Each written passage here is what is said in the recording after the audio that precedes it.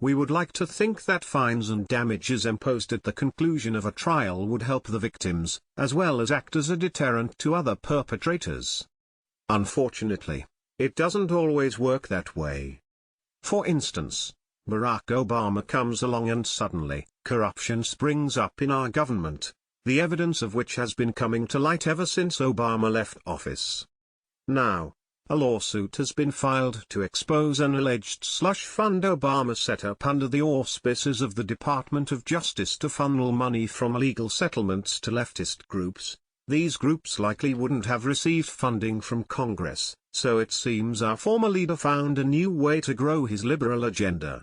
Judicial Watch announced today that it has filed a Freedom of Information Act (FOIA) lawsuit against the U.S. Department of Justice for records relating to an Obama administration policy of settling agency lawsuits against corporate defendants by requiring that the corporations make donations to left-wing interest groups La Raza, the Urban League and the National Community Reinvestment Coalition.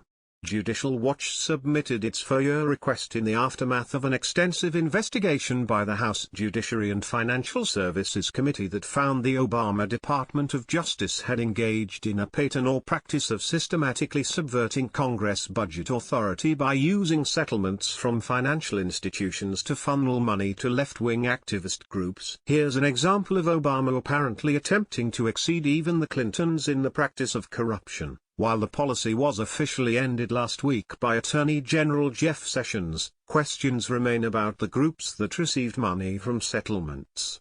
According to Investors Business Daily, in just one $17 billion settlement with Bank of America, the Obama administration funneled money to La Raza, a far-left Latino organization which is known for pressuring banks to give loans to low-income Hispanics. National Community Reinvestment Coalition, one of the top lobbying groups supporting the Community Reinvestment Act, a 1977 piece of legislation that's a favorite of the left. Operation Hope, a group from South Central in Los Angeles. It pressures banks to give dignity loans to individuals who would otherwise not qualify. Neighborhood Assistance Corporation of America, a group whose leader called himself a bank terrorist. Something that's apparently a lot more acceptable since the days of Patty Hearst. So that's $17 billion misdirected to leftist organizations. That's a pretty good racket he has going there, and that's just one example. Fortunately, Judicial Watch is on the case, although it remains to be seen what sort of remedies for these offenses can be ordered, or whether Mr. Obama and his accomplices in the Justice Department will be held accountable for these offenses.